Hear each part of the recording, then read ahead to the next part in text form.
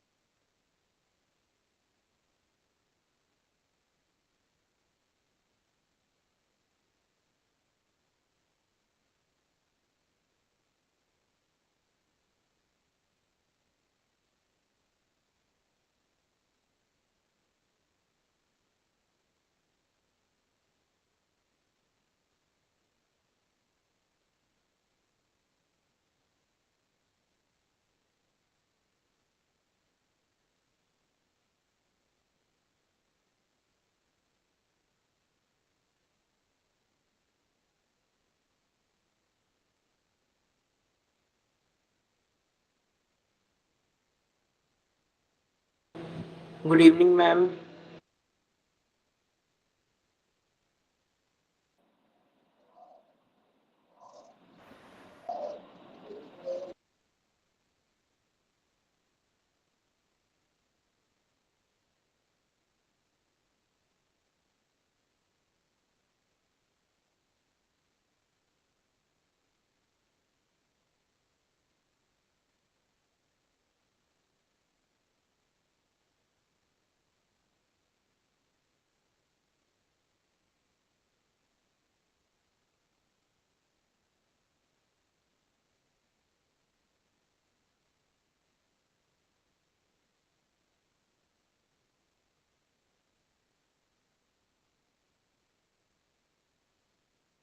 Hello everyone. Good good evening, evening ma'am. Ma'am. Good good evening. Evening ma'am. Good Good evening. evening, ma'am. Good Good evening evening, ma'am. ma'am. Good evening, ma'am. Good evening, ma'am. Good good evening. Evening ma'am. करें शुरू। आप लोगों ने DPP तो solve कर ली होंगी ना बच्चों। Yes, ma'am. Yes, ma'am. Ma'am आज आप रेजिस्टेंस का ग्राफ करवाओगे ना? Resistance resistivity. हाँ Good yes up. Ma'am. Good evening, ma'am. ठीक है, गुड चलो evening. Without any delay start करते हैं। राइट,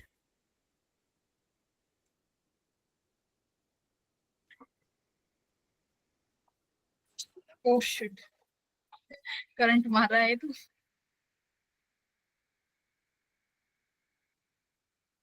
चप्पल नहीं पहन के बैठी ना मैं आज।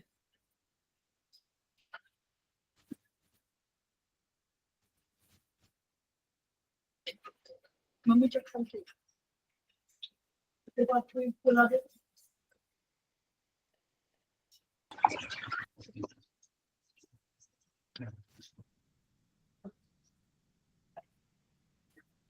ठीक है, कुछ कुछ बच्चे कह रहे थे कि पीवाई क्यूज में इतने आसान नहीं आते, तो एक दो पीवाई क्यू हैं जो हमने लास्ट क्लास में पढ़े थे, एक बार वो देख लेता। उफ,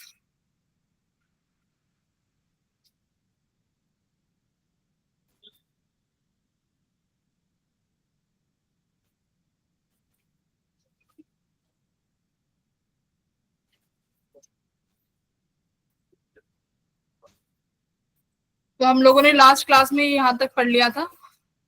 तो इसके ना कुछ PYQs हैं जो तुम लोग कह रहे थे मैम PYQs नहीं आते ऐसे, तो देखो जरा आते हैं कि नहीं आते। सबसे पहले कैसा इजी वाला करोगे? चलो ये वाला करो।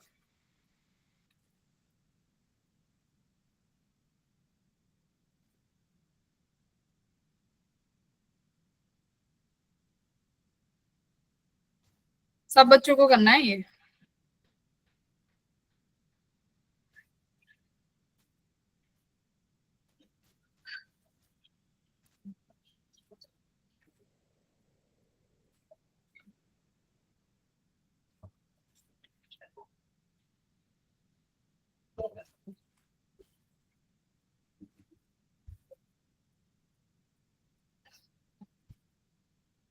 Ma'am B option. बी क्यों आ रहा है?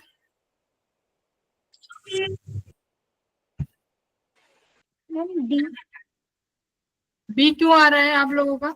किस रीजन से आ रहा है बी? Ma'am D. ए। तब बता दो, कुछ ना कुछ तो होएगा। देखो ए ऑप्शन मैम। 2023 का PYQ है, ठीक है। तो इसमें तुमसे पूछिए कि नई ड्रिफ्ट वेलोसिटी क्या होगी, right? Drift velocity of the electron पूछी है। अगर हमने सेम कंडक्टर लिया है बट उसके डायमेंशंस चेंज कर दिए, अब ड्रिफ्ट वेलोसिटी का ma'am formula, D option. Drift velocity का फॉर्मूला क्या होता है? ई टाउ बाय एम। अगर सबका कंडक्टर सेम है, राइट, तो अगर कंडक्टर सेम है तो सारी चीजें सेम रहेंगी और आपने सेम वोल्टेज अप्लाई करी है तो सेम इलेक्ट्रिक फील्ड ही सेटअप होगी। तो आपकी ड्रिफ्ट वेलोसिटी इंडिपेंडेंट है डायमेंशंस की, है ना? तो drift velocity will remain same. Option number A. ठीक है, तो एरर नहीं करने। मैम इसमें वो वाला फॉर्मूला नहीं लगेगा, I is equal to e n A v d वाला? वो तो करंट और उसका है ना फॉर्मूला। ड्रिफ्ट वेलोसिटी और करंट के बीच का रिलेशन है। ड्रिफ्ट वेलोसिटी एक्चुअली क्या किस पर डिपेंड कर रही है, वो ये वाला फॉर्मूला बता रहा है। ये वाला देखो, इसका आंसर करो। अभी ये तुम्हारा 2023 का फिर से PYQ है। क्या कह रहा है? आपके पास चार्ज की वैल्यू ये है, तो बताओ कि मिनिमम वैल्यू ऑफ करंट क्या होगी। करिए भाई, जल्दी जल्दी करो।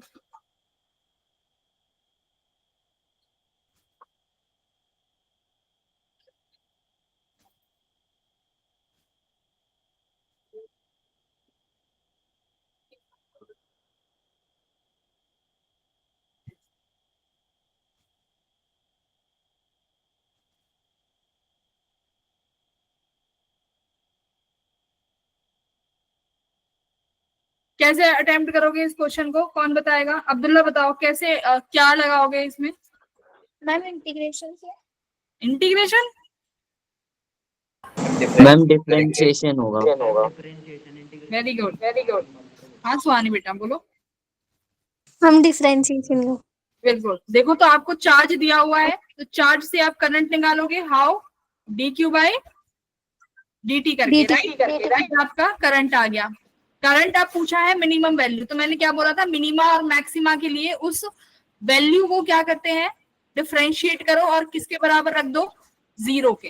ओके बेटा आपने डिफरेंशिएशन किसके रिस्पेक्ट में किया है? टाइम के रिस्पेक्ट में, राइट? तो यहाँ से आपको टाइम की एक वैल्यू मिलेगी, जो भी वॉट एवर वैल्यू। ये जो टाइम की वैल्यू होगी, उस समय पे आपका करंट क्या होगा? मिनिमम होगा या मैक्सिमम होगा, ठीक है? ये श्योर नहीं है कि वो मैक्सिमम है, बट ये पूछा है इन्होंने मिनिमम है, दैट मीन्स हम लोग अब मिनिमम ही होगा। तो टी की वैल्यू क्या आएगी? यहाँ से टी की वैल्यू आई, वो टी की वैल्यू पे करंट आपका मिनिमम या मैक्सिमम होगा। उस टी की वैल्यू को आप क्या करोगे? फिर इस आई की वैल्यू में रख दोगे जो आपने करंट निकाला है, राइट? करंट कहाँ है? ये इस वाली वैल्यू। समझ में आ गया भाई? Yes ma'am. चलो तो फिर Yes, आप ma'am. बताओ, बी आ रहा है? नहीं, क्या आ रहा है? हाँ, मैम डी शगन ऑप्शन। तैयार है, वेरी गुड। डी ऑप्शन आ गया। Yes yes ma'am. Yes yes ma'am. Ma'am. Palak इस वाली क्लास में भी है क्या? पलक दो दो होगी, पहले में भी थी पलक। तो बेटा आप आई निकाल सकते हो, कितना आ जाएगा? Alpha minus 2 beta T plus 3 gamma T square, right. D I by D T निकाल लो, ये कितना आ जाएगा?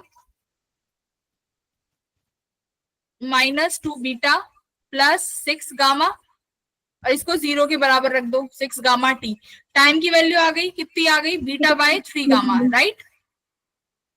इस टाइम की वैल्यू को किस इक्वेशन में रख दोगे भाई? ये जो इक्वेशन नंबर 1 है। तो you will get which option? Option number D. I think सबका आ गया है, किसी को नहीं आया तो हैंड रेज कर देना, otherwise I am moving ahead. Very good. तो ये तुम्हारा, तुम कह रहे थे ना कि नहीं आते मैम इतने इजी क्वेश्चन, देख लो। एक और दिखाऊं थ्योरी बेस्ड क्वेश्चन 2023 का। देखो 2023 का क्वेश्चन है ये वाला करो, लास्ट क्लास में हमने पढ़ा था। इसमें देखो क्या कह रहा है, अगर हम लोग इलेक्ट्रिक फील्ड अप्लाई करते हैं तो इनमें से कौन सी चीज होगी फ्री इलेक्ट्रॉन्स के साथ? चलिए बताओ, देखते हैं कितनी थ्योरी पड़ी है।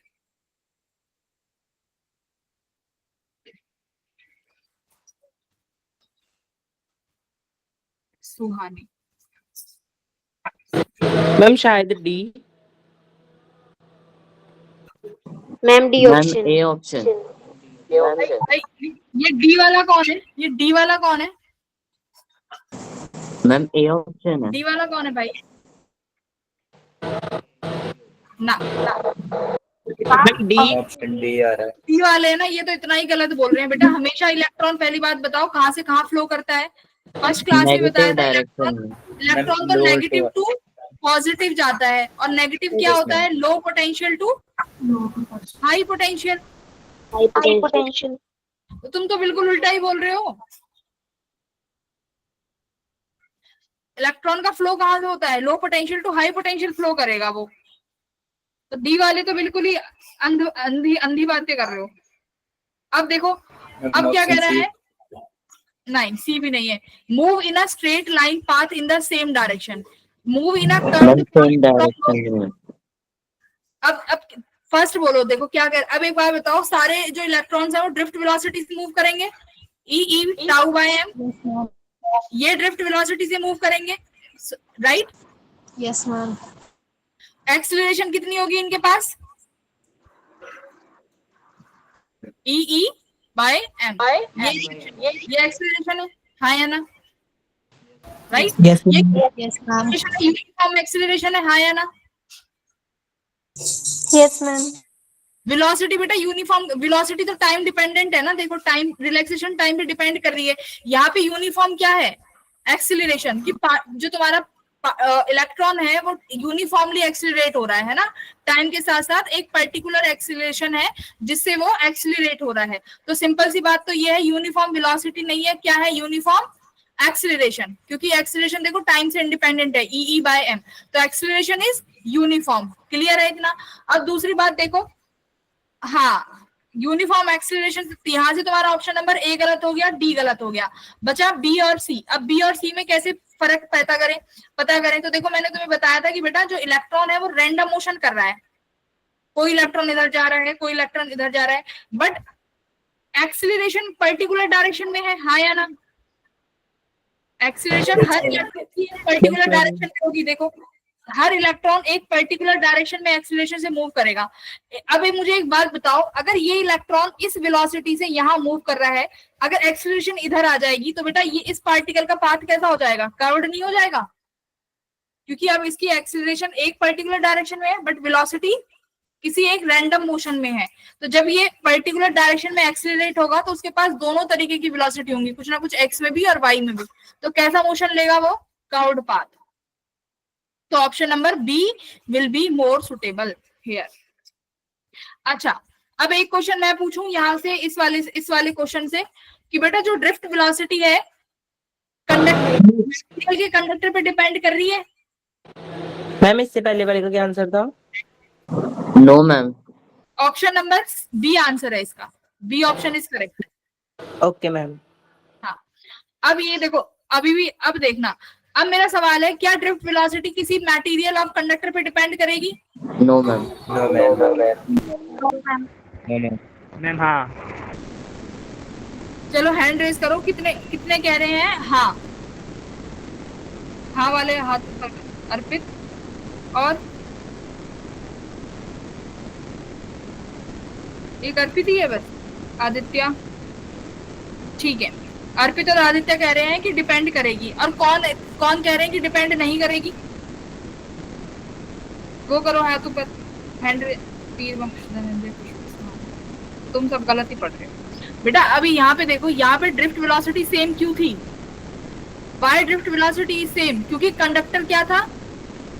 सेम सेम मटेरियल से था ना, सेम मटेरियल से था, इसलिए ड्रिफ्ट वेलोसिटी कैसी थी? सेम।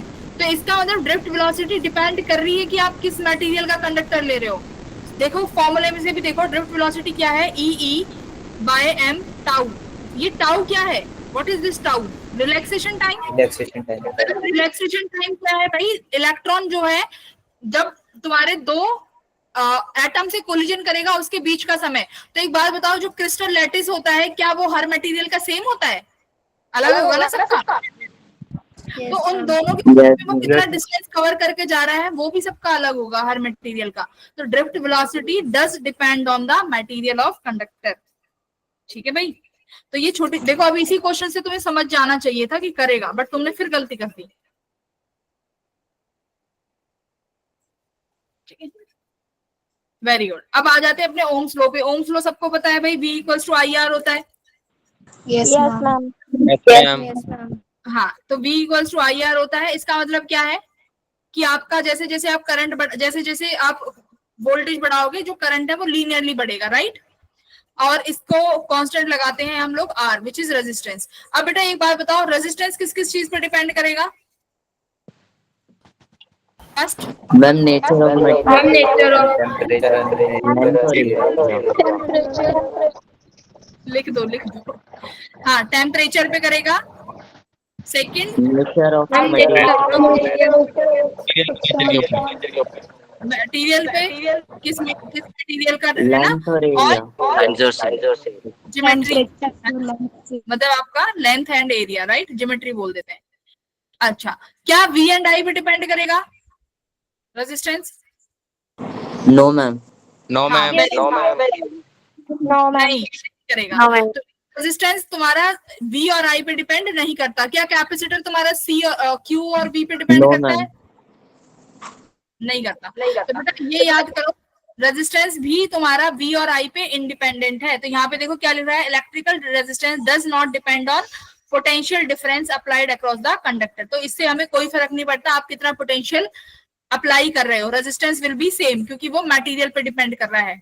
चलो अब देखो, ये स्लोप क्या देता है? VI का slope, I think we have discussed it already. R पे डिपेंड करेगा, करेक्ट बेटा? VI का slope, I am sorry, VI का स्लोप क्या देगा आपको? R देगा, करेक्ट?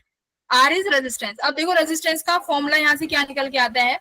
रेजिस्टेंस का फॉर्मूला होता है बेटा R equals to rho. Rho क्या है यहाँ पे? Resistivity upon area. ये तुम्हारा क्या है? रेजिस्टेंस का formula R equals to rho L upon A। ठीक है, rho is resistivity, L। Ma'am आप म्यूट हो गए हो। मैम आपका माइक, मैम म्यूट हो गया। आप म्यूट हो गए हो।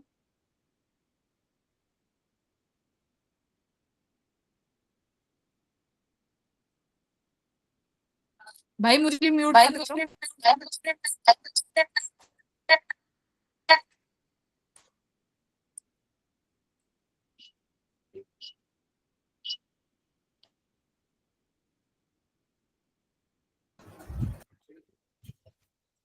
नहीं नहीं, ई को वी को कुछ नहीं है, म्यूट कर दिया था तुम लोगों ने। ठीक है, हाँ। तो क्या कहाँ थे हम लोग? R equals to rho L upon A। Resistance की यूनिट क्या है? अरे ओम। रेजिस्टेंस की यूनिट है ना, और रेजिस्टिविटी की क्या हो जाएगी? ओम मीटर। Very good. अब एक बात बताओ, रेजिस्टिविटी किस किस चीज पे डिपेंड करती है? Temperature and nature. Temperature and nature of material. Temperature. तो रेजिस्टिविटी भी किस किस चीज पे डिपेंड करती है बेटा? एक तो टेम्परेचर पे और नेचर ऑफ मटेरियल।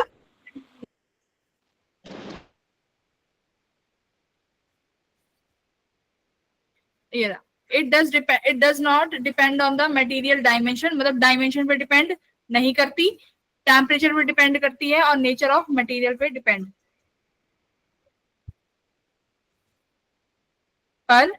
करेगी, है ना? यस यहाँ पे मैम। Yes ma'am. टेम्परेचर क्या कह रहे हो? दोबारा बताइयो। दोबारा बताइयो, दोबारा बताती हूँ। देखो क्या मैंने ये बोला है कि रेजिस्टिविटी किस किस चीज पे डिपेंड करेगी।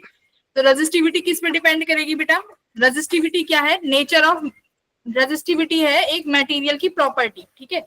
रेजिस्टिविटी एक मटेरियल की प्रॉपर्टी है, तो सबसे पहले किस पे डिपेंड करेगी? किस मटेरियल को यूज कर रहे हो, और दूसरा टेम्परेचर पे। बस दो ही चीजों पे डिपेंड करती है। रेजिस्टिविटी डायमेंशंस पे डिपेंड नहीं करती, इतना याद रखो। तो दो चीजों पे डिपेंड कर रही है और डायमेंशन पे डिपेंड नहीं कर रही, ठीक है अर्पित? Okay ma'am.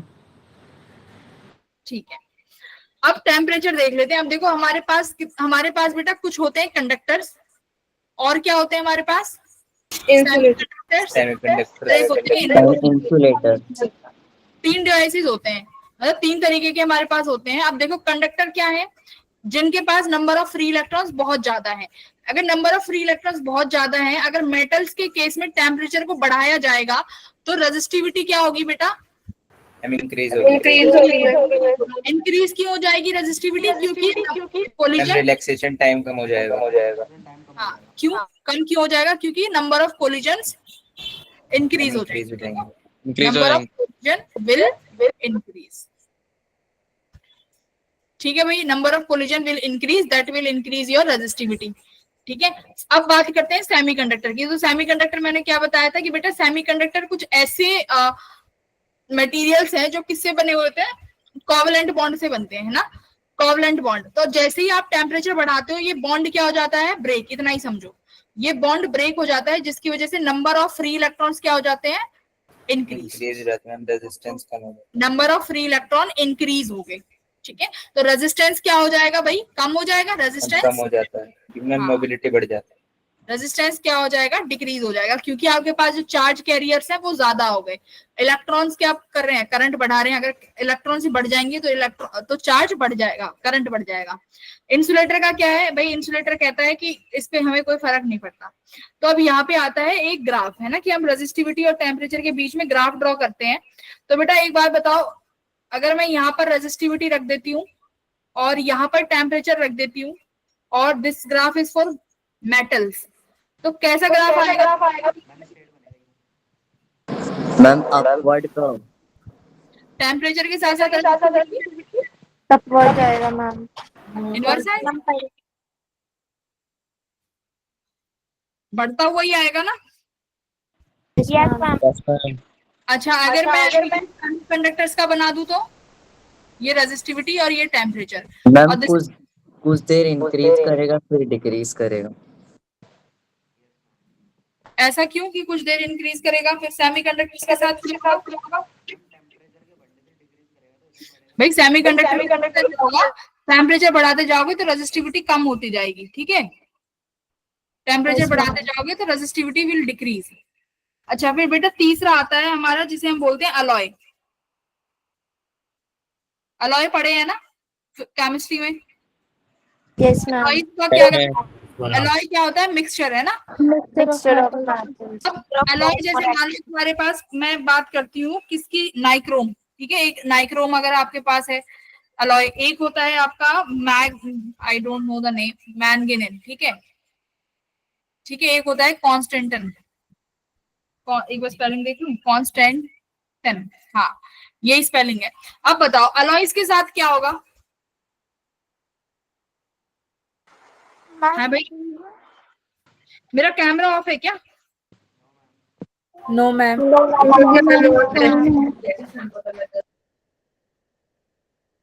नहीं नहीं, दिख तो रही हूँ।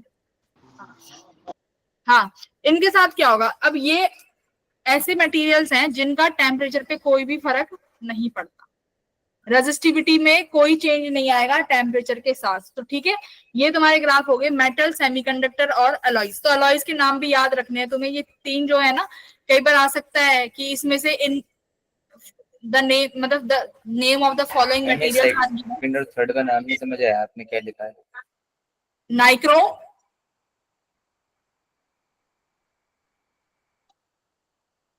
मैंगनीज। ठीक है, तो कई बार ऐसे क्वेश्चन भी आ सकता है कि the name of the materials are given as follow, nichrome, manganese and constantan. तो ग्राफ दे देंगे, तो इनमें से इनका ग्राफ कौन सा होगा? तो यू हैव टू रिमेम्बर कि अलॉयज हैं, अलॉयज का ग्राफ इंडिपेंडेंट है टेम्परेचर से। ठीक है, चलो अब देखो एक रिलेशन आता है, हम लोग रेजिस्टिविटी में एक हम कोफिशिएंट यूज करते हैं, कोफिशिएंट ऑफ थर्मल रेजिस्टिविटी। पहले मैं उसके बारे में आपको इंट्रोड्यूस करती हूँ। किसके बारे में? Coefficient of thermal resistivity. इससे क्या समझ रहे हो कि हमारे पास कोई एक कांस्टेंट है ना, उसको मैं अल्फा से डिनोट कर रही हूँ। बेटा ये क्या बताता है? ये अल्फा ये बताता है कि कितना टेम्परेचर राइज करने से रेजिस्टिविटी पर क्या इफेक्ट आ रहा है। समझ रहे हो? बोलो, ये अल्फा क्या बताता है कि अगर हम कितना टेम्परेचर इंक्रीज करें तो रेजिस्टिविटी पर क्या इफेक्ट पड़ेगा। अब बस मुझे इतना बताओ कि मेटल्स के लिए दिस अल्फा इज पॉजिटिव और नेगेटिव? पॉजिटिव नेगेटिव कैसे? पॉजिटिव है। हाँ, वेरी गुड। सुनो, मैंने क्या बोला? अल्फा क्या बता रहा है? अल्फा का नाम है कोएफिशिएंट ऑफ थर्मल रेजिस्टिविटी। ये क्या बताता है कि टेम्परेचर बढ़ाने पे किसी भी मटेरियल की रेजिस्टिविटी कैसे इफेक्ट हो रही है। तो देखो मेटल के साथ क्या होगा, अगर आप टेम्परेचर बढ़ाओगे तो रेजिस्टिविटी क्या होगी भाई? रेजिस्टिविटी के साथ क्या होगा बेटा? बढ़ जाएगी, इंक्रीज होगी। तो यानी अल्फा क्या है? पॉजिटिव, क्योंकि अल्फा यही बता रहा है कि कितना तुम्हारी रेजिस्टिविटी ड्रॉप होगी अगर हम टेम्परेचर को बढ़ाएंगे। अच्छा, सेमीकंडक्टर के साथ क्या हो जाएगा? नेगेटिव। Very good. तो सेमीकंडक्टर के कोएफिशिएंट ऑफ थर्मल रेजिस्टिविटी होता है नेगेटिव। ठीक है, क्योंकि यहाँ पर टेम्परेचर के बढ़ाने से रेजिस्टिविटी ड्रॉप हो रही है। तो ये है हमारा रेजिस्टिविटी। अच्छा, अब एक चीज यहाँ पे मुझे सिखानी थी तुम लोगों को। आप एक रिलेशन ड्रॉ कर सकते हो क्या? अभी जैसे आपने रेजिस्टिविटी, किस किस का बीच में रिलेशन चाहिए मुझे?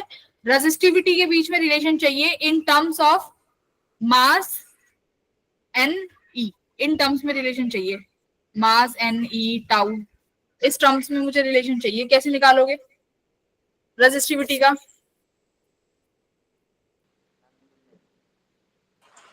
कैसे निकालोगे? देखो हाँ, देखो आई किसके बराबर होता है? दूसरा colour. What is I? I is equal to V by R. ठीक है, अगर प्रॉपर लिखते हैं तो डेल वी आएगा। ठीक है, आई क्या होगा? N E A V D. बोलो यही होगा कि नहीं होगा? N E A drift velocity. बोलो सही है? अच्छा बेटा, अब v को ना अच्छा अभी ऐसे रहने दो, डेल v बाय आर। ठीक है, अब एक बात बताओ, मेरे पास ये रिलेशन आया N E A drift velocity equals to del v by R. Drift velocity की वैल्यू रखो, क्या होती है?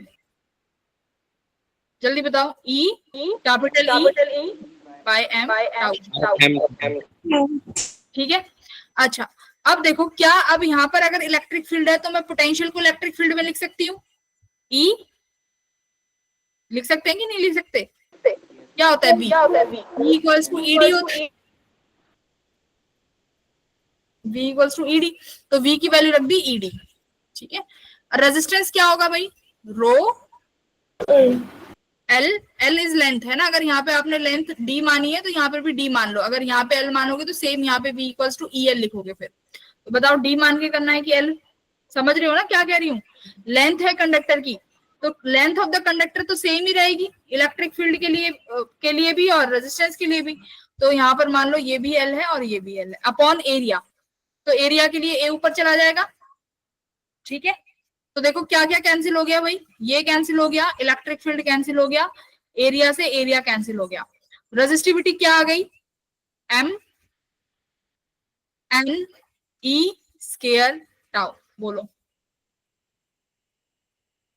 आ गई? Yes ma'am. Yes ma'am. तो ये रिलेशन याद रखना है, रेजिस्टिविटी आ गई m upon N E square tau. अब मुझे रिलेशन बताओ करंट डेंसिटी और ड्रिफ्ट वेलोसिटी में,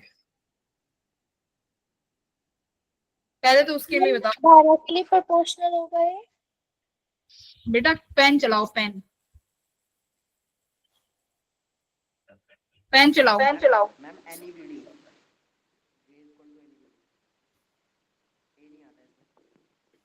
समझ में आया क्वेश्चन क्या है, क्या कह रही हूँ? हाँ, रिलेशन बिटवीन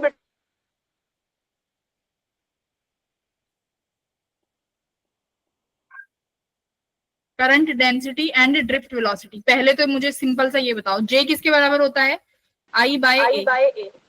I क्या है भाई, N E A drift velocity upon area. तो सिंपल सा ये रिलेशन आया, क्लियर। अब अगर रिलेशन पूछे इलेक्ट्रिक फील्ड और J के बीच में तो कैसे सॉल्व करोगे भाई, J equals to N E, drift velocity की वैल्यू सिग्मा ये हो जाएगा मैम। हाँ, तो ये क्या आ गया भाई, J equals to N E square by M, क्या हुआ, ई टाउ बाय, यही आया शायद, एन ई स्केयर टाउ, ठीक है। अब इसमें से बताओ रेजिस्टिविटी कितना है, लास्ट में रेजिस्टिविटी की वैल्यू क्या आई थी ma'am m upon n E square. N E square tau.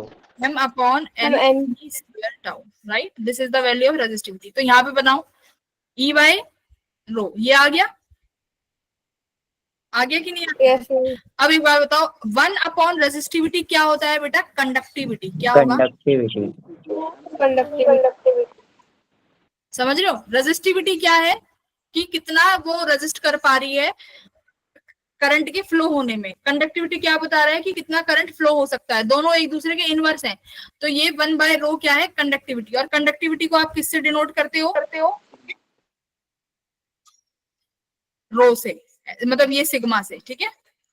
तो अब मैं यहाँ पे J को और क्या लिख सकती हूँ, sigma E. These two relations are very very important, clear. छोटे छोटे क्वेश्चंस आते हैं, ये फॉर्मूले ये रिलेशंस हमें निकालने आने चाहिए, क्योंकि याद तो नहीं रख सकते, अगर रख सकते हो तो वेल एंड गुड। और रेजिस्टिविटी का ये वाला फॉर्मूला आई थिंक निकालने में ज्यादा डिफिकल्टी तो नहीं है ना बेटा जी? No ma'am. तो ये वाला जो पेज No, ma'am. ये तुम्हें अपनी अच्छे से अपना लिख के चलना है, ठीक है मैम। Very good. अच्छा बेटा एक बार ये वाला क्वेश्चन देखो, 2023 का PYQ है, बहुत एक बार आप करने की कोशिश करो, फिर मैं करा, वैसे नहीं होगा। 2 मिनट स्लाइड पीछे करेंगे। M इज द मास बेटा, मास ऑफ इलेक्ट्रॉन। आप जो भी चार्ज कैरियर ले रहे हो वहां पे ऑप्शन मास है। मैम स्लाइड एक और पीछे बस। ये लो, ड्रिफ्ट वेलोसिटी में M क्या होता था, मास। लक्ष्य याद करो, ड्रिफ्ट मैम वेलोसिटी टाउ नीचे आएगा ना, हाँ टाउ नीचे आएगा ना। डेंसिटी इज इक्वल टू कितना, M upon N E square.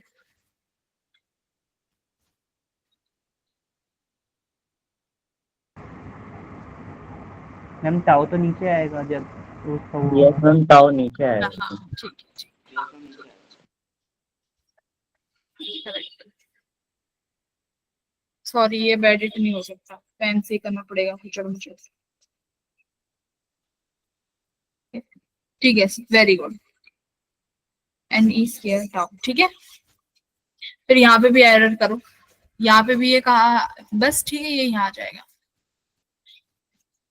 बाकी ये रिलेशन तो यही रहेंगे, इनमें तो कोई चेंज ही नहीं आएगा, यहाँ पे लिख देते हैं, ठीक है बेटा। अब सही है? जे और यस मैम। इनकी वैल्यू में कोई फर्क नहीं आएगा क्योंकि वो रेजिस्टिविटी में वो टाउ नीचे आ जाएगा। ये कैलकुलेशन यहाँ से देख लेना, ये लिखी तो हुई है, ठीक है, ओके। तो ये जे की वैल्यूज याद होनी चाहिए। अब देखो ये वाले क्वेश्चंस बेटा कैसे सॉल्व होते हैं, यहाँ पर मैम डी ऑप्शन। हाँ बेटा जिन्होंने ये इस तरीके के सवाल नहीं करे, मेरी बात ध्यान से सुनो। कई बार क्या होगा, सवाल में ये पूछा जाएगा कि हमारे पास एक वायर है, उस वायर को हमने स्ट्रेच कर दिया है ना, उस वायर को हमने कंप्रेस कर दिया, तो नया रेजिस्टेंस के साथ क्या होगा। तो एक बात बताओ बेटा, अगर किसी भी वायर को आप स्ट्रेच करोगे तो उसकी लेंथ क्या होगी ऑन स्ट्रेचिंग? इंक्रीज होगी मैम। इंक्रीज। अच्छा, अगर बेटा लेंथ इंक्रीज हो गई तो उस वायर एरिया की डिक्रीज radius करता रही है। होगी, एरिया क्या हो जाएगा?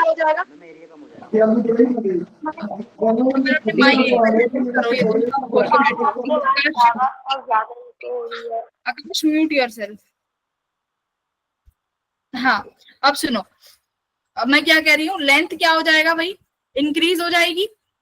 अगर मैं किसी चीज को स्ट्रेच कर रही हूँ तो भाई उसकी लंबाई बढ़ेगी, लंबाई बढ़ेगी तो एरिया क्या हो जाएगा, पतले हो जाओगे। तो लेंथ बढ़ रही है तो एरिया कम हो रहा है, इसका मतलब क्या है, उस वायर की वॉल्यूम क्या रहने वाली है, कांस्टेंट। क्या रहने वाली है भाई, वॉल्यूम विल रिमेन कांस्टेंट। अब देखो यहाँ पे रेजिस्टेंस का फॉर्मूला होता है रो, हाँ जी, हाँ ठीक है, रेजिस्टेंस का फॉर्मूला होता है रो एल बाय ए। अब सवाल में क्या कह रहा है कि एक रेजिस्टेंस है 5 ओम का, अब अगर हम उस वायर को 5 टाइम्स स्ट्रेच कर देते हैं तो नई लेंथ के साथ क्या होगा। तो देखो इसको ना वॉल्यूम बनाओ, अगर लेंथ बढ़ाई है ना तो एरिया को चेंज करो। कैसे, अगर मैं ऊपर भी लेंथ से मल्टीप्लाई कर दूं और अपॉन में भी लेंथ से मल्टीप्लाई कर दूं तो क्या रेजिस्टेंस क्या हो जाएगा भाई, रो L square upon area into length क्या बन गया, वॉल्यूम। अब एक बात बताओ, ये जो वॉल्यूम है अपॉन में ये रिमेन कांस्टेंट ही रहने वाली है।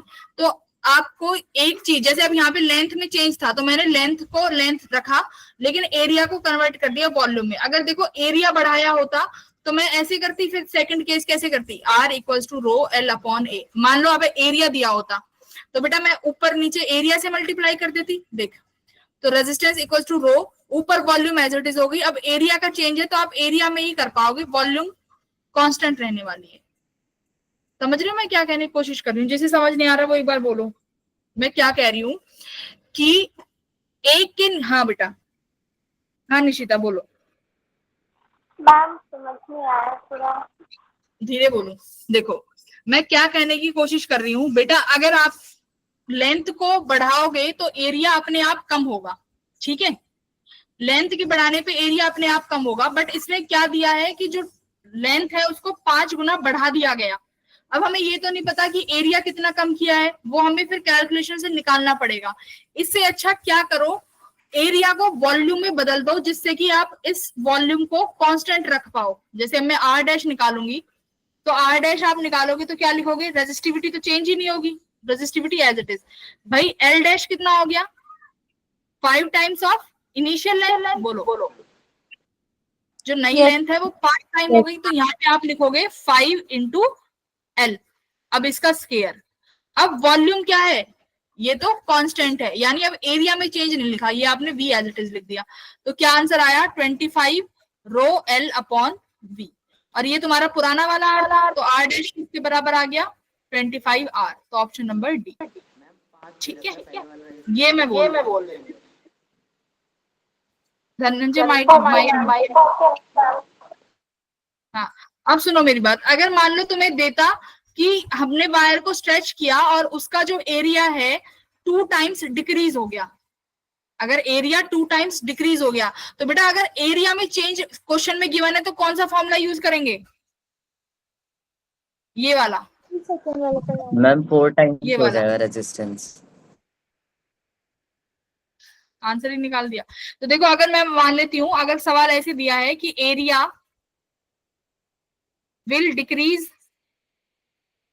बाय 2 टाइम्स ऑफ इनिशियल, तो अब सिंपल सी बात है बेटा, आप अब किस R equals to rho L upon A। तो अगर एरिया में चेंज है तो आप लेंथ को किस में कन्वर्ट करना चाहोगे, वॉल्यूम में, तो ऊपर A से मल्टीप्लाई और यहाँ पे A से मल्टीप्लाई करोगे, तो क्या आया, rho volume upon A square. Clear है। अब नया R डैश कैसे निकालोगे, R dash equals to resistivity में कोई चेंज नहीं आएगा, ऊपर वॉल्यूम में कोई चेंज नहीं आएगा, A डैश कितना है, A/2, 2 टाइम्स, 2 टाइम कम हुआ है। हाँ, तो ये आ जाएगा A4, तो यानी 4 टाइम्स हो गया तुम्हारा रेजिस्टेंस। हाँ भाई, हाँ बोलो बोलो। मैम इसका आंसर 125 आएगा। 5 का स्क्वायर, मैम फिर 5 से मल्टीप्लाई मैम भी करना 5 पड़ेगा भी तो क्योंकि न्यू करेंगे। रेजिस्टेंस पूछा है।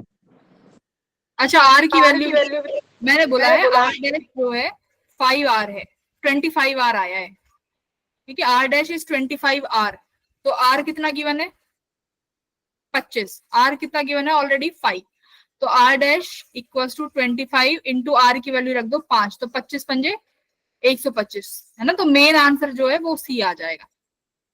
देखो ये वैल्यू भी तो है अभी R की, ये R भी तो रखोगे यहाँ पे, तो ये वाली वैल्यू कहाँ गई, ये तो 25 ये वाला है ना, तो यहाँ पे आपको जो वैल्यू गिवन है वो 5 यहाँ रख दोगे। क्लियर है, ये तो सिंपल कैलकुलेशन थी, 25 इंटू 5, ठीक है। बोलो अगर समझ में आ गया तो। देखो ये छोटी मोटी तो आप भी कर सकते हो ना कैलकुलेशन, ये हो जाता है एक बार समझाते वक्त, ध्यान नहीं जाता कि भाई ये वैल्यू बच रही है तो इसकी वैल्यू उठा के यहाँ पटकनी पड़ेगी। चलो ये वाला क्वेश्चन करो। अब यहाँ पे बेटा देखो 2 तरीके की चीज आती है। अगर मान लो जो लेंथ या एरिया में कोई भी चेंज अगर 5% से कम आया, देखो रेजिस्टेंस क्या होता है, R equals to rho L upon area, यही होता है। अब यहाँ पे लेंथ में चेंज अगर मान लो एक तो दिया हुआ है आपको फर्स्ट ऑप्शन 2%, सेकंड 20%, तो कैसे अटेम्प्ट, क्या स्ट्रेटेजी लगाओगे। तो देखो अगर 2% वाला दिया हुआ है तो आप क्या करेंगे, सबसे पहले तो क्या करोगे भाई, इसका वॉल्यूम बनाओगे, राइट। मैम 44। किसका बता रहे हो, मैम इसका आंसर इंक्रीज करेगा 44%। ठीक है, वेरी गुड। बाकी के बच्चे देखो यहाँ पे जिनको नहीं आता एक बार देखो, आपने सबसे पहले इसको अपने पुराने वाले फॉर्मेट में किया, क्योंकि लेंथ का चेंज गिवन है तो हम लोग क्या करेंगे, एरिया को वॉल्यूम बना देंगे, तो आ गया rho equals to L square by V। अब पूछा है चेंज, तो देखो बेटा फर्स्ट जो है 2% वाले में क्या करोगे, del R by R equals to rho density by density, change निकालते हैं ना, बोलो percent error, unit and dimensions, power आगे 2 del L by L plus del V by V, ये कहां से आया है, ये परसेंट एरर से निकाला है। तो जब आपके पास अगर चेंज 5% से कम है तो हम परसेंट एरर यूज कर सकते हैं। समझ में आया, परसेंट एरर क्या है, जो फॉर्मूला है उसमें डेल R बाय करते जाओ, resistivity del R by resistivity, plus का साइन लगाते जाओ, लेंथ के ऊपर जो भी पावर है पावर आगे ले आओ, फिर लेंथ का चेंज अपॉन लेंथ, ये जो वॉल्यूम है प्लस लगा के डेल V अपॉन V। बोलो अब देखो del R by R as it is, यही तो निकालना ही है। अब रेजिस्टिविटी में बेटा कोई चेंज आता है क्या अगर आप लेंथ बढ़ाते हो तो, बताओ। मैम डिपेंड ही नहीं करता इस पे। देखो ये परसेंट में है तो परसेंट में, और डिटेल में करना चाहो तो 100 से मल्टीप्लाई करते चले जाओ, ठीक है, तो वो परसेंट में आ जाएगा। रेजिस्टिविटी में बेटा कोई चेंज नहीं आएगा तो 0। लेंथ का चेंज गिवन है कितने परसेंट, 20%, नहीं 2%, सॉरी 2%। वॉल्यूम मैंने क्या बोला है, वॉल्यूम चेंज नहीं होती, तो डेल्टा V क्या रहने वाला है, 0, क्योंकि V विल रिमेन कांस्टेंट। तो देखो यहाँ पे बस क्या आंसर आया सीधा, ये भी 0 होगी, तो डेल R बाय R कितना आया, इक्वल्स टू 4%। भाई फर्स्ट वाले का तो 4% है। मैम मैं क्वेश्चन का बता रहा हूँ, जब ये 20% दिया हुआ है। अच्छा तुम 20% का बता रहे थे। Yes ma'am. हाँ तो देखो बेटा ये वाला कब लगा सकते हो, जब आपका परसेंट एरर कितने से कम हो, 5% से कम। लेकिन सवाल में देखो 5% से ज्यादा है, दोनों तरीके करा रही हूँ एक ही क्वेश्चन में। यहाँ पे अभी 5% से ज्यादा है, तो अब आप कौन सा मेथड यूज करेंगे बताओ, कैसे किया भाई? धनंजय बताइए। नॉर्मली रेजिस्टेंस कैलकुलेट कर लें। एक जना ही बोलो।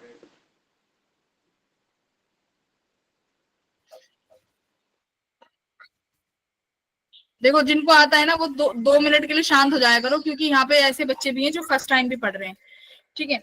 अब मैं उनसे पूछना चाहूंगी जो फर्स्ट टाइम पढ़ रहे हैं, बेटा ये समझ में आया कि अगर 5% से कम एरर है तो हम नया रेजिस्टेंस कैसे निकालेंगे एरर से? सुहानी समझ आया? यस मैम आ गया। कैसे निकालेंगे Suhani? Ma'am del R by R करके हो जाएगा मैम, इनका एरर निकालेंगे, परसेंटेज एरर। ये जो है ये फॉर्मूला है ना, इसमें आपको परसेंट एरर लगाना है। परसेंट एरर पता है ये डेल अपॉन में करते हैं, तो रेजिस्टिविटी का भी डेल, लेंथ का भी और वॉल्यूम का भी। रेजिस्टिविटी और वॉल्यूम चेंज होते ही नहीं है, तो डायरेक्ट एल स्क्वायर हो गया वो, right?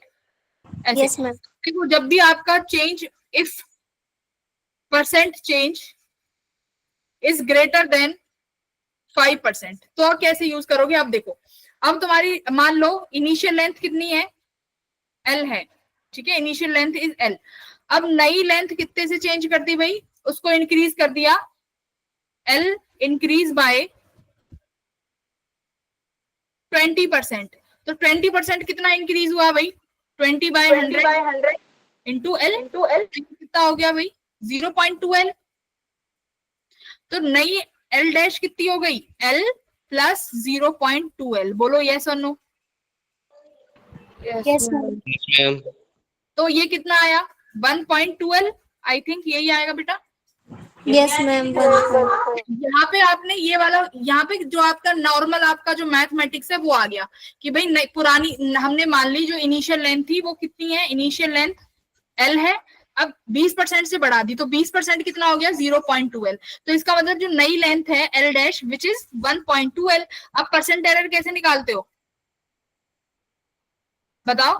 L dash minus L upon L into 100। करो अब सॉल्व, कितना आ रहा है ये फॉर्मूले के अकॉर्डिंग? जल्दी करो बाकी के बच्चे। मैम हम इसको परसेंट एरर क्यों लिख रहे हैं? आंसर जो है परसेंटेज में आएगा ना। मैम एरर क्यों लिख रहे हैं? इंक्रीज होना चाहिए ना। हाँ मतलब यहाँ पे एरर नहीं आएंगे, मैं फॉर्मूला बता रही हूँ कि वो परसेंटेज एरर वाला फॉर्मूला, यहाँ पे एरर मत लगाओ, ठीक है। यहाँ पे तुम्हारा नया रेजिस्टेंस आएगा।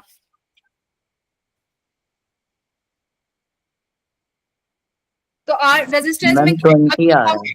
नहीं, रेजिस्टेंस का फॉर्मूला क्या है? रो एल स्क्वायर अपॉन वॉल्यूम, ये है ना? तो ये परसेंटेज एरर का फॉर्मूला था, L dash minus L by L. लेकिन अब अगर हम रेजिस्टेंस निकालेंगे तो ये फॉर्मूला यूज करेंगे। यहाँ पे लेंथ क्या है? एल स्क्वायर में, तो इसका स्क्वायर में यूज करो। कैसे निकालोगे? करो मैम 44 आएगा। हाँ तुम्हारा तो आ गया, बाकी के बच्चे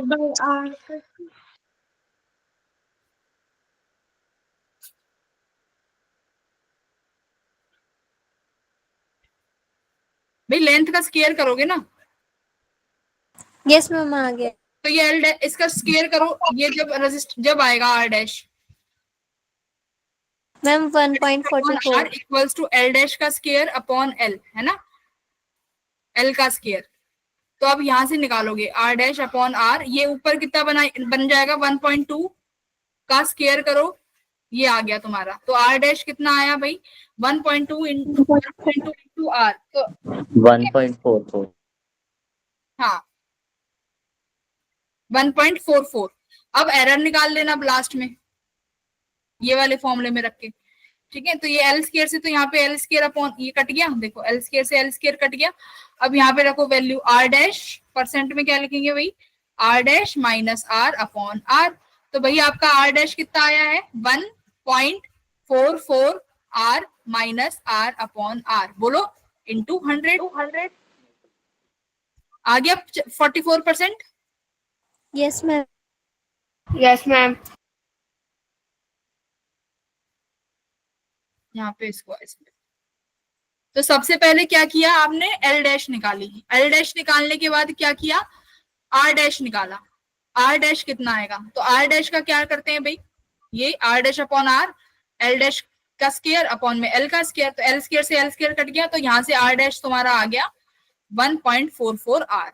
फिर इसको बाद में किस में रख दो, परसेंट वाले फॉर्मूले में। तो ये आ गया तुम्हारा, कितने से चेंज हो जाएगा, कितने से हो गया भाई, 44%। अब ये यहाँ तक किसी को समझ नहीं आया तो बताओ, सबको समझ आ गया? यस मैम एक बार इसी क्वेश्चन को समराइज कर दो। डिराइव कर तो दिया पूरा, समराइज कर दो। समराइज कर देती हूँ। सबसे पहले क्या निकालना है, एल डैश, नई मतलब 20% बढ़ाने के बाद नई लेंथ कितनी, नंबर डाल दो आप स्टेप पे, हमें नोट करने में इजी रहेगा। कैसे? मैम जैसे फर्स्ट स्टेप ये है, उसमें फर्स्ट डाल दो, सेकंड स्टेप ये है ऐसे। नहीं सुनो, इतना स्टेप में मत जाओ, मेरी बात सुनो। सबसे पहले क्वेश्चन में पढ़ो, लेंथ को 20% बढ़ाया है, तो अगर 5% से ज्यादा है तो तुम्हें मैन्युअली सॉल्व करना पड़ेगा। कैसे, नई लेंथ निकालोगे, ठीक है। सबसे पहले स्टेप लिखो, फाइंड न्यू लेंथ। तो नई लेंथ 20% से बड़ी है तो पुरानी लेंथ में वो 20% ऐड कर दोगे, नई लेंथ आ गई। अब अकॉर्डिंग टू द फॉर्मूला नया रेजिस्टेंस निकालोगे, आर डैश और आर में relation, find relation between R dash and R. तो किस फॉर्मूले से निकालोगे, ये जो फॉर्मूला स्क्रीन पे है, ये वाला फॉर्मूला। तो यहां से देखो ये फॉर्मूला आया, R dash upon R equals to L dash का स्क्वायर अपॉन एल का स्क्वायर, क्योंकि देखो ये तो हट ही गया ना, इनका चेंज तो आएगा ही नहीं, बस लेंथ में चेंज आएगा, तो डायरेक्टली लेंथ लिख दी, ठीक है। तो आर डैश अपॉन आर, नई लेंथ कितनी है 1.2 एल, तो इसका स्क्वायर कर दोगे, एल स्क्वायर से तो एल स्क्वायर कट गया, ये आर यहाँ चला गया, तो नया आर डैश आ गया। फिर उसके बाद क्या यूज करोगे, परसेंट वाला फॉर्मूला, परसेंटेज चेंज, ठीक है। This is percentage change, right. तो ये परसेंटेज चेंज निकाल लोगे। बोलो अब तो कोई टेंशन नहीं है, ये बहुत इंपॉर्टेंट है, ये पीवाईक्यू है 2023 की, और ये ऐसे क्वेश्चन आते हैं, रिपीट होते हैं सवाल। नया सवाल कहाँ से लाएगी आईआईटी, उन्हीं क्वेश्चंस को कैसे ना कैसे करके बच्चों को ठग लेते हैं। तो दोनों तरीके के सवाल हो गए, 2% में ये वाला फॉर्मूला सीधा, 2% 5 से ज्यादा में ये वाला फॉर्मूला। बोलो डन, आगे बढ़ जाऊं? Yes ma'am. ठीक है, बढ़ जाओ। Yes ma'am. देखो ये पीवाईक्यूज यहाँ ऐड हैं, ये तुम करने की कोशिश कर लेना, इजी है, बस कैलकुलेशन है यहाँ पे, ठीक है। अभी समय की कमी की वजह से हम करा नहीं पाएंगे इसे।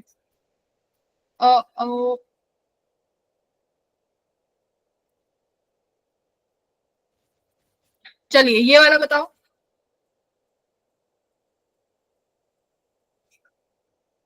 ये वाला। हाँ अर्पित बोलो, क्या कहना चाह रहे? मैम वो पहले का हैंड रेस था। अच्छा ठीक, देखो अगर समझ ना आए ना बोल देना। Okay ma'am. और थोड़ा सा स्पीड अप करना पड़ेगा बेटा। रेजिस्टिविटी पूछ रहे हैं आयरन की,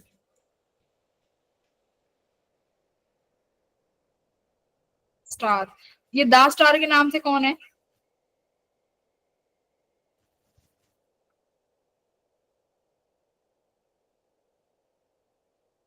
दा स्टार कौन है?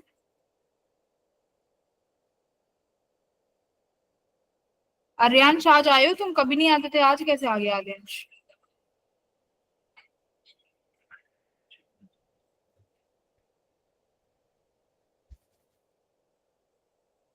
मोहित भी डेली आता है, वेरी गुड मोहित, ऐसी पढ़ाई करनी है। सिमरन प्रीत भी आई है आज। इसका आंसर बोलो, एक सी सी सी सी सी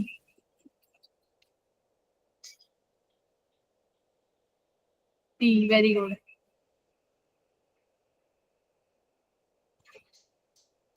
मैं भारती कितना आंसर आ रहा है? लक्ष्य सी आ रहा है इसका। पूछो तो देखो तो सही, सवाल में पूछा क्या है?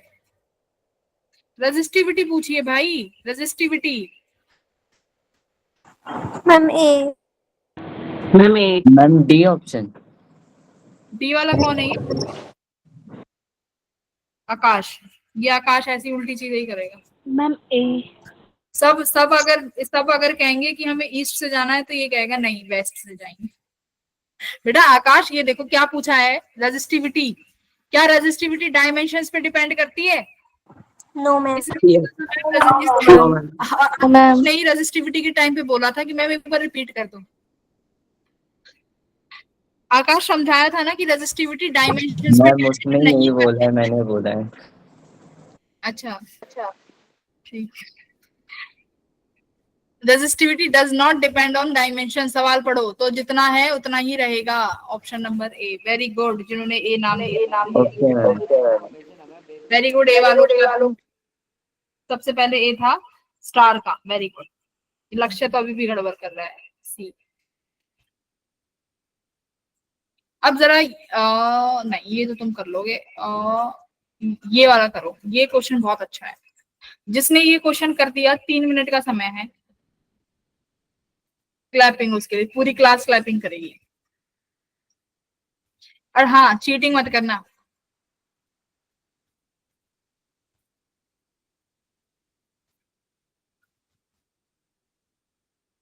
क्या एक्सप्लेन करूं भाई? रेजिस्टिविटी डिपेंड नहीं करती डायमेंशंस पे। जितनी थी उतनी ही रहेगी। लक्ष्य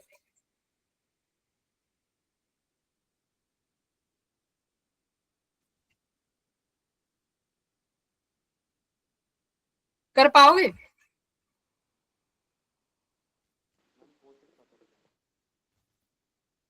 अंजलि का भी सही आंसर आया। हाँ करो, कर लोगे। मैम सी।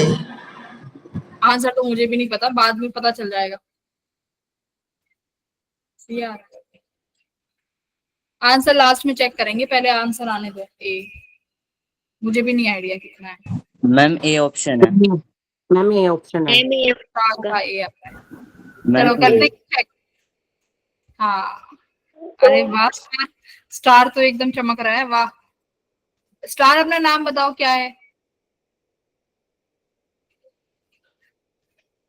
स्टार ठीक है वेरी गुड। पवन पुनीत ठीक है। पवन पुनीत ओके बेटा। अब ए कैसे निकाला मुझे ये भी थोड़ा बताओ। कौन बताएगा? ए एक्सप्लेन कौन करेगा?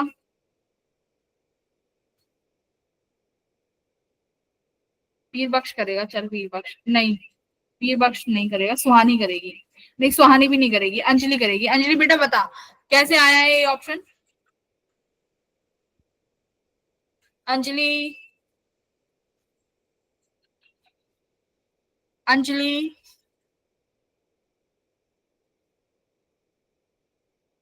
ठीक है ओके। अंजलि बता पाओगी? देखो बेटा इस ये तुम्हारा पीवाईक्यू है। This question is also a PYQ but यहाँ डेट मेंशन नहीं है। देखो दो वायर हैं ए एंड बी जिनके मटेरियल सेम है। सेम मटेरियल मतलब रेजिस्टिविटी क्या होने वाली है? सेम। ठीक है। मास भी कैसे है? सेम है बट उनकी रेडियस अलग अलग है। एक की रेडियस 2r एक की रेडियस r। और वायर का रेजिस्टेंस भी वही, अगर सेम मटेरियल है तो रेजिस्टेंस क्या होगा? अलग अलग होगा। तो ए वायर का रेजिस्टेंस दे दिया है आपको 34 ओम। तो पूछ रहा है बी का क्या होगा। तो रेजिस्टेंस क्या होता है भाई? R equals to rho L upon A. अगर रेजिस्टिविटी सेम है, ठीक है रेजिस्टिविटी सेम है, अब लेंथ और एरिया चाहिए। रेडियस गिवन है तो यानी एरिया तो निकाल लोगे, लेंथ कैसे निकालोगे?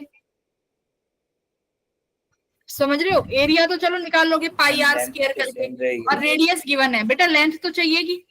लेंथ कैसे निकालोगे? वॉल्यूम। वॉल्यूम से। Very good. देखो डेंसिटी क्या होती है?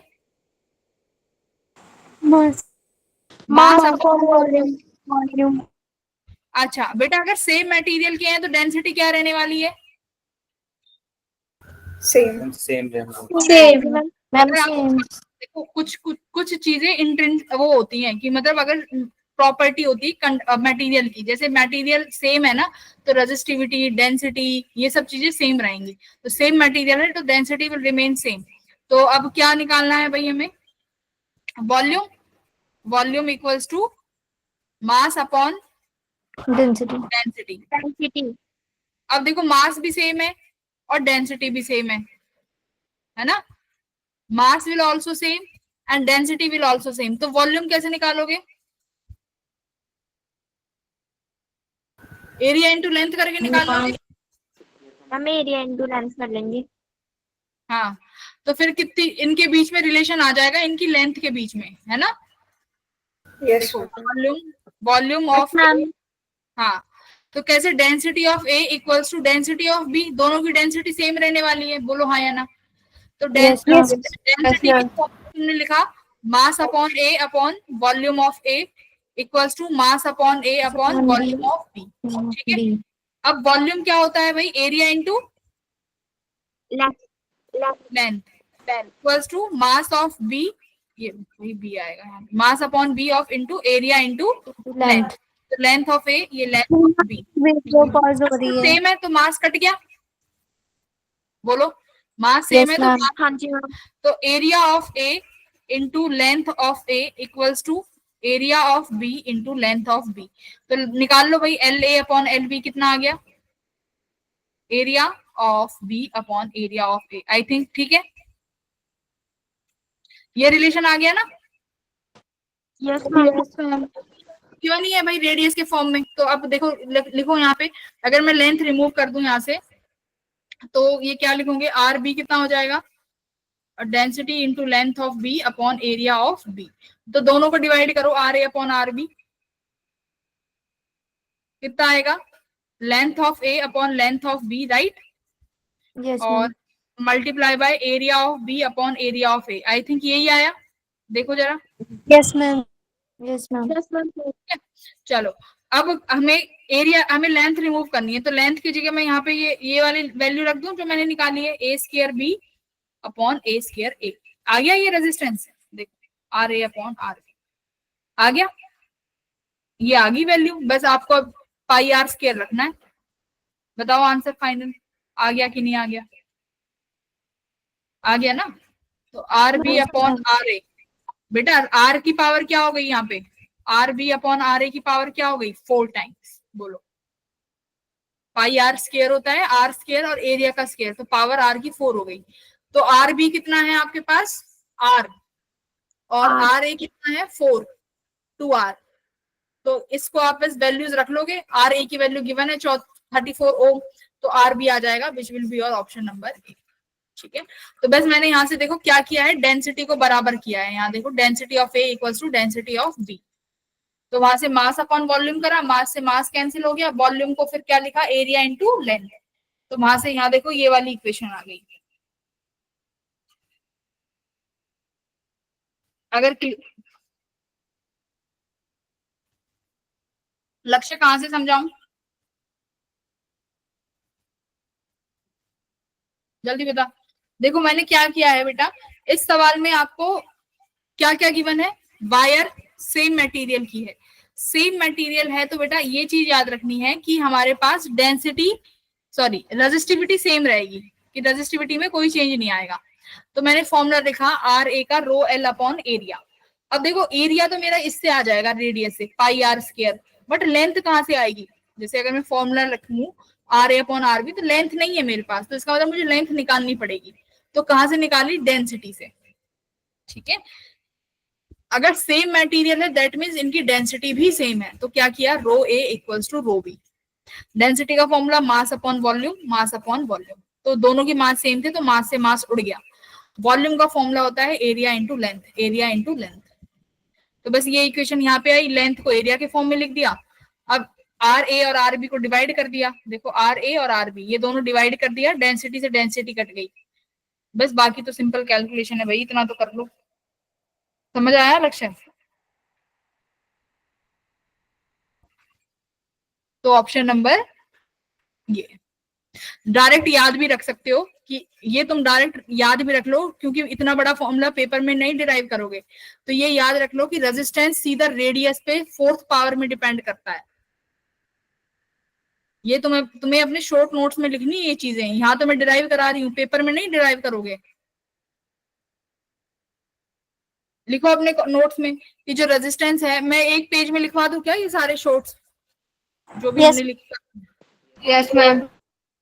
ठीक है, लिखवा ही देती हूँ, मुझे पता है मेरे बच्चों पे मेहनत नहीं करेंगे। ठीक है, मैं लिखा देती हूँ, कोई बात नहीं, येलो कलर से। हाँ, तो सबसे पहले क्या भाई, resistance upon A, resistance upon B.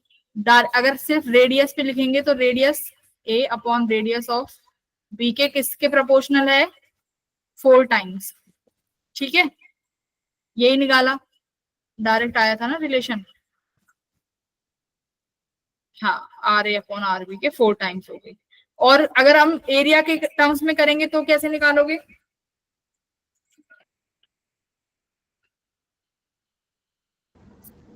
और क्या फॉर्मूला है इसका, resistance equals to rho L square upon volume. तीसरा रेजिस्टेंस का फॉर्मूला है रो वॉल्यूम अपॉन एरिया का स्क्वायर। ठीक है, अगर error percentage change is less than 2%, R dash जो होगा वो हो जाएगा 2 टाइम्स ऑफ डेल एल, ठीक है, इंटू आर। देखो यहाँ पे ये सीधा फॉर्मूला है, डेल एल जो भी परसेंटेज चेंज गिवन हो, जैसे उसमें 2% था तो 2 × 2 कितना आ गया, 4r। जो भी r की वैल्यू हो यहाँ पुट कर दो, तो r dash equals to 2 del L R, direct formula लिखवा दिया। 5th क्वेश्चन, बताओ इसका भी फॉर्मूला लिखवा दूं क्या, परसेंटेज चेंज का direct, if yes ma'am. More than 5, अगर मोर देन 5% है तो डायरेक्ट फॉर्मूला लिखवा दूं क्या, अरे हाँ ठीक है 5%, ठीक है 5 ही, 5% से है तो ये, अगर 5% से ज्यादा है तो इसका डायरेक्ट फॉर्मूला होता है बेटा, उसका मुझे डायरेक्ट फॉर्मूला और ढूंढना पड़ेगा।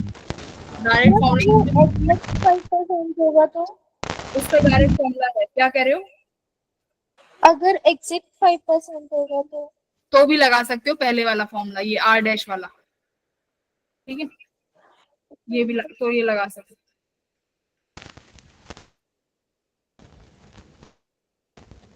मैम एक बार पिछले वाले क्वेश्चन की स्लाइड दिखाना। ये लो,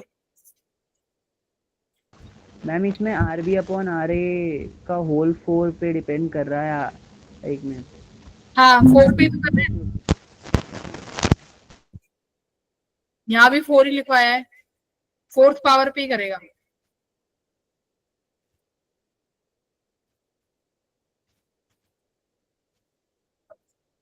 ठीक है भाई, अगली क्लास में हम करेंगे। मैम ये हुआ कैसे, मैम क्या हुआ, ma'am R A upon R B equals to A square B upon A square A है, और यहाँ आके अचानक से R B upon R A equals to छोटा R B upon R A का होल 4 हो बेटा गया। डायरेक्टली ये क्या, यहाँ पे क्या आया है हमारा, आर ए अपॉन आर, एक सेकंड रुक जाओ, कैलकुलेशन में एक बार देख लेते हैं, R A upon R B है ना ये, तो हमने यहाँ क्या लिखा है, length A upon length B multiply area B upon area A. Length A upon length B किसके बराबर आया है, area B by area A के, तो ये हमने एज इट इज लिखा। हाँ ये सेम ही चीज जाएगी यहाँ पे, जो ये है यही है, ये कुछ अलग से नहीं आया, यही सेम रहेगा, कोई अलग चीज नहीं आई डायरेक्ट। अब यहाँ पे ये इनवर्सली आया है ना, यस मैम, यहाँ पे इनवर्सली है तो यहाँ भी इनवर्सली रहेगा, वेरी गुड, ठीक है भाई, सही है, बहुत अच्छी बात, ठीक है। तो इसलिए बेटा मैं कहती हूँ एक बार खुद भी हाथ पैर कॉपी चलाया करो, है ना, ठीक है।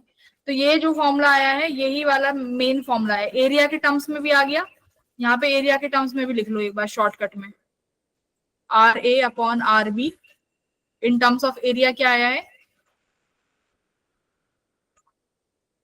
एरिया का स्क्वायर इनवर्सली में, राइट। मैम थर्ड वाले में बी क्या है, ये इनवर्सली में आया है ना, हाँ ठीक है, ठीक है। मैम थर्ड वाले फॉर्मूले में बी क्या है, थर्ड वाला तो ठीक है, इसमें क्या है, इसमें वी क्या है, ठीक है बेटा, इसका भी एक शॉर्ट फॉर्मूला होता है, ये मैं नेक्स्ट क्लास में पढ़ाऊंगी, मुझे अभी रिमेम्बर नहीं है। डायरेक्ट फॉर्मूला होता है, अगर 5% से ज्यादा है तो आप डायरेक्ट फॉर्मूला यूज कर सकते हो, ठीक है। मैं पूछ रहा हूँ कि मैम वो वी क्या है, फिफ्थ फॉर्मूला मैं नेक्स्ट क्लास में बताऊंगी, इसका डायरेक्ट फॉर्मूला है, यू कैन यूज। हाँ मैम थर्ड वाले में R equals to rho V क्या है इसमें, वॉल्यूम, V इज वॉल्यूम, इसमें भी V वॉल्यूम है, ठीक है बेटा। एक बार ना मैं जो ये नोट्स देती हूँ ना, इनको एक बार ना जाके एक बार पढ़ देखो। अगर यहाँ पे कुछ एरर हो जाती है ना कैलकुलेशन में, तो मैंने जस्ट बाद में एक पेज ऐड किया हुआ है जिसमें कोई एरर नहीं है, ठीक है। क्योंकि ये एक बार मैं घर पे पूरा सॉल्व करती हूँ, यहाँ पे एक्यूरेट आंसर लिख देती हूँ, ठीक है। तो इसमें आपको एरर बिल्कुल नहीं मिलेगा। तो मैंने हर आंसर के बाद ये स्लाइड रखी है, देखो जैसे ये क्वेश्चन है, इसका आंसर यहाँ पे है, एग्जैक्ट आंसर, इसमें कोई एरर नहीं मिलेगा। जैसे ये क्वेश्चन है, इसका एग्जैक्ट आंसर यहाँ है, ठीक है। तो कहीं पे कैलकुलेशन एरर अगर होती है तो उसके जस्ट पीछे आंसर है, you can check the calculations, ठीक है। मैम मैं वो उसका शॉर्ट फॉर्म हाँ मैम वो जो R डैश है 5%। हाँ, R डैश अगर 5% से ज्यादा है तो इसका शॉर्ट फॉर्मूला अभी मुझे याद नहीं है। मैं नेक्स्ट क्लास में कोशिश करूंगी कि तुम्हें बता दूं इसका शॉर्ट ट्रिक। मैम मैं एक बार लिख दो, आवाज नहीं आ रही। मैम फर्स्ट वाले फॉर्मूले में मैम एरिया का स्क्वायर है ना बी वाले में। हाँ, ये एरिया का स्क्वायर है, और अगर रेडियस हो जाएगी तो उसका 4 टाइम हो जाएगा, ठीक है। और लेंथ पे और ये रहा, अगर लेंथ में होगा तो यहाँ पे लेंथ का भी लिखा हुआ है, लेंथ में स्क्वायर पे है रेजिस्टेंस, ठीक है।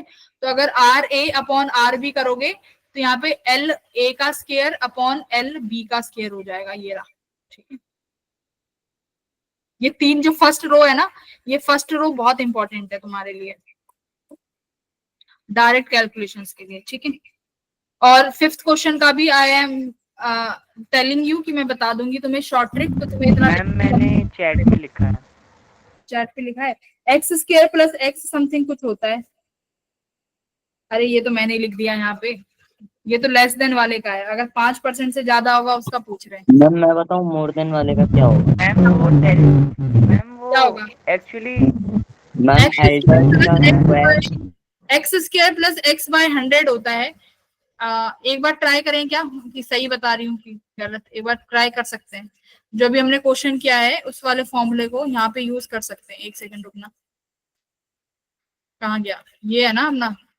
अब मैं तुम्हें क्या बता रही हूँ, इसका formula X square plus X by 100। बेटा एक्स कितना था? 20%, तो 20 इंटू 20 करो प्लस 20/100 करो, तो देखना कितना आ रहा है। कितना आया ये? 400 प्लस 2/10 नहीं है वो, अभी याद नहीं है। मैम एक बार वो जो मैंने चैट में डाला एक बार वो ट्राई करके देखना। ये वाला बेटा 5% से कम वाला है ना, ये तो मैंने लिख ही दिया। मैम वो डेल्टा एल नहीं है, वो एल डैश है, मतलब कि increased plus initial plus increased. अच्छा ठीक है, एक बार ट्राई करते हैं। तुमने जो लिखा है R dash equals to R L dash का स्क्वायर, करेक्ट। और ये कितना हो जाएगा भाई? एल डैश हमारे पुराने क्वेश्चन में 1.2L था, तो ये आर कितना हो गया? 1.44। नहीं, फिर इसमें हमें परसेंटेज चेंज भी निकालना पड़ेगा ना। मैम परसेंटेज चेंज तो फिर R final minus R initial upon R initial. Shortcut थोड़ी ना रहा ये शॉर्टकट थोड़ी है। वो ऐसा शॉर्टकट होगा उसमें तुम्हें अलग से परसेंटेज चेंज नहीं निकालना, फिर वो शॉर्टकट ना, वो ऐसा शॉर्टकट होगा उसमें तुम्हें फिर अलग से ना परसेंटेज चेंज कुछ निकालना, सीधा वैल्यू रखो और आंसर आएगा, ठीक है। तो वो अगली क्लास में मैं तुम्हें जरूर बताऊंगी, मुझे अपने नोट्स निकालने पड़ेंगे, ठीक है। चलो, see you everyone in the next class. और एक बार हाँ बाय। ये notes okay ma'am, thank you ma'am. Direct put the value the answer. Okay ma'am, thank you ma'am. Thank you ma'am. Thank you, ma'am. Bye, ma'am. Bye, good night. शुक्रिया करो भाई। Bye ma'am. Bye bye. Bye.